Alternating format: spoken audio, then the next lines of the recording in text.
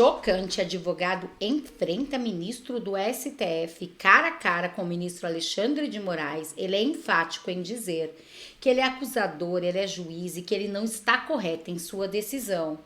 Gente, simplesmente ele calou o ministro. Ele surtou e teve coragem de dizer isso.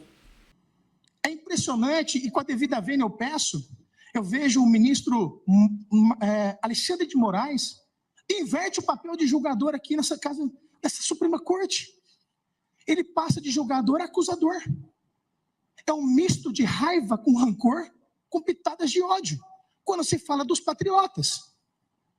Patriotas que na concepção maior, e basta dar no Google para isso, são aqueles que amam o seu país. Eu lhe perguntei, há quanto tempo o senhor não vê os seus filhos? Ele disse, há mais de 8 meses. E eu continuei insistindo no interrogatório. O que seus filhos acham que aconteceu contigo? Meus filhos acham que o pai deles morreu. Quando saem lá fora, eles olham uma estrelinha no céu e perguntam, é ali que papai está? Filhos de 6 e de 7 anos. Ora, excelência, eu pergunto, será que esse julgamento se trata apenas de Tiago Matar? Ouvi falar tanto de pano de fundo hoje aqui. Mas as famílias desses considerados patriotas? E a família dessas pessoas que estão aqui respondendo o processo, porque a única arma que tinham era uma bandeira verde e amarela?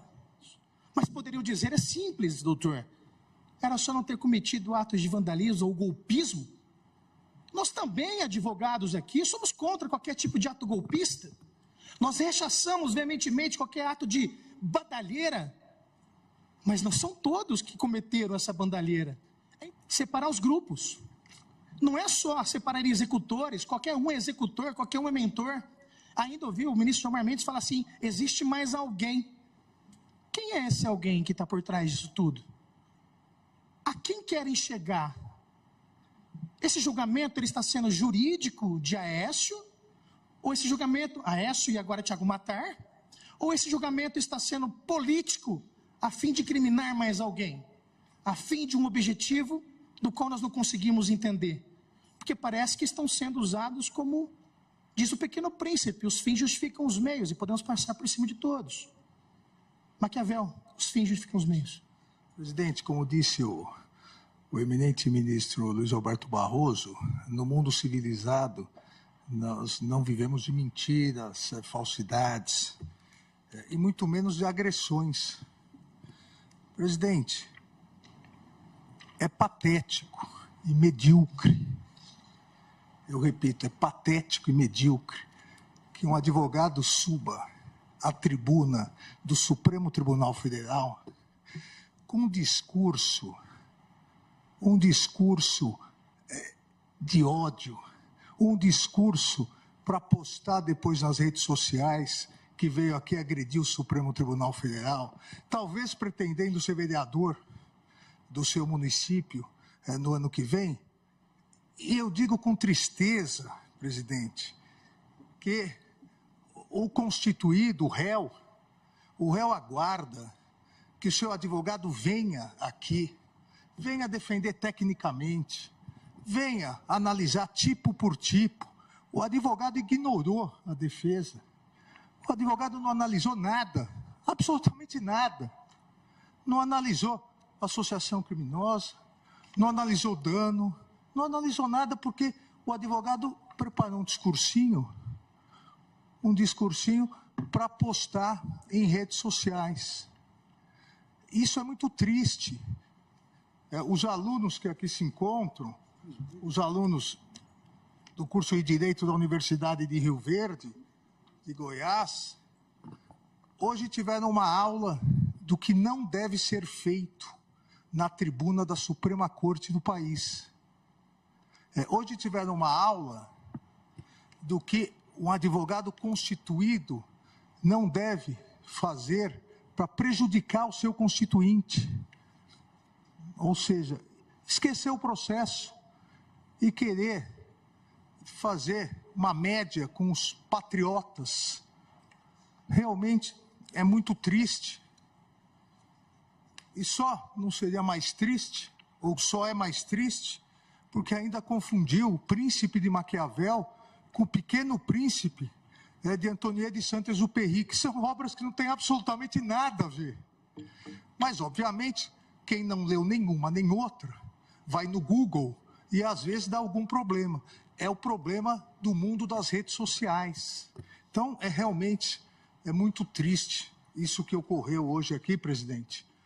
Infelizmente, para o advogado, um momento triste que vai ficar na história e nos anais do Supremo Tribunal Federal.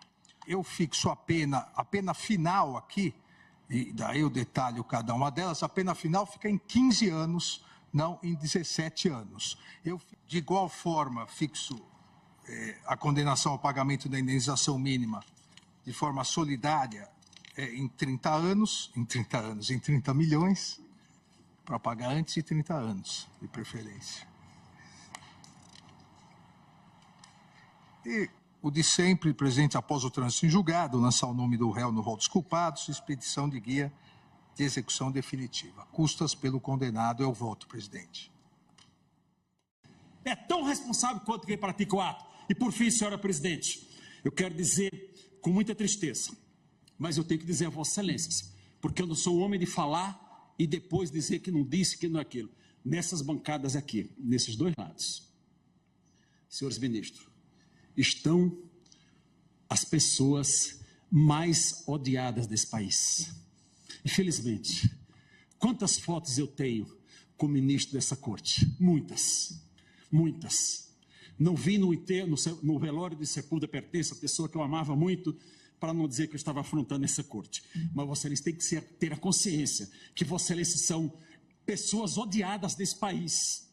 Essa é uma realidade que Vossa Excelência tem que saber. E alguém tem que dizer isso diretamente. E, finalmente, eu quero manifestar o meu respeito e a minha solidariedade à Polícia Militar do Distrito Federal, que está sendo colocada como responsável por aquilo que não é. E a meu respeito e a minha solidariedade a todos os oficiais que estão da Polícia Militar do Distrito Federal, que estão presos, alguns meus ex-alunos da Academia da Polícia Militar. Presos e sem salário. Isso é tortura. Tirar o salário de um homem, senhor ministro Alexandre de Moraes, sem que haja uma condenação. Isso não pode acontecer.